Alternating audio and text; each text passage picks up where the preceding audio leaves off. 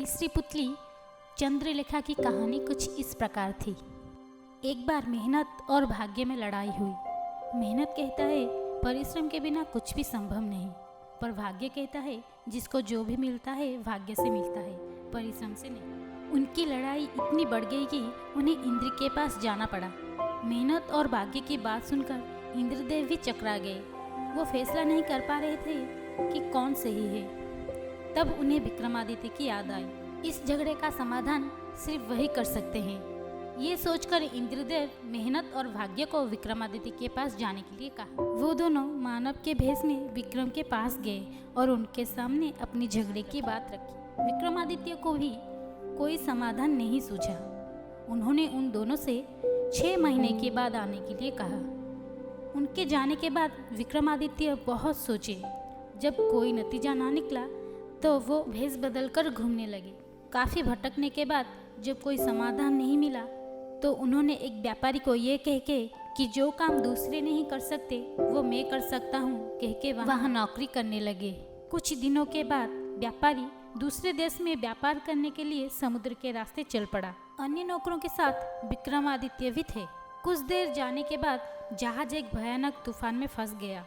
किसी तरह जहाज एक टापू पर आया और वहां लंगर डाल दिया गया।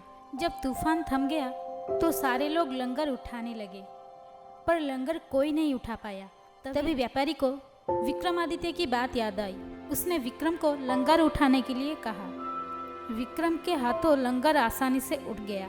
जब लंगर उठा तब तेजी से जहाज आगे बढ़ गया और विक्रमादित्य टापू पर छूट गए। उन्हें समझ में नहीं आया कि वो क्या करें और टापू पर घूमने चल पड़े।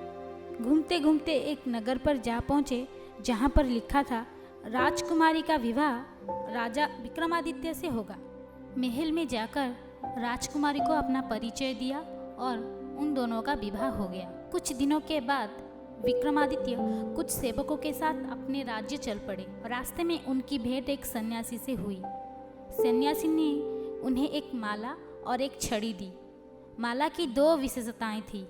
एक, माला को पहनने वाला अदृश्य हो सकता है और दूसरा, उसका हर कार्य पूरा हो सकता है। छड़ी से कोई भी सोने के जैसा आभूषण मांग सकता था। सन्यासी को प्रणाम करके विक्रम अपने राज्य लौटे और एक उद्यान में ठहरे। उद्यान में उनकी भेंट एक ब्राह्मण और एक किसान से हुई। वो दोनों काफी समय से उद्यान की देखभाल कर रहे थे। उन्हें आशा थी कि राजा उनकी विपन्नता दूर करेंगे।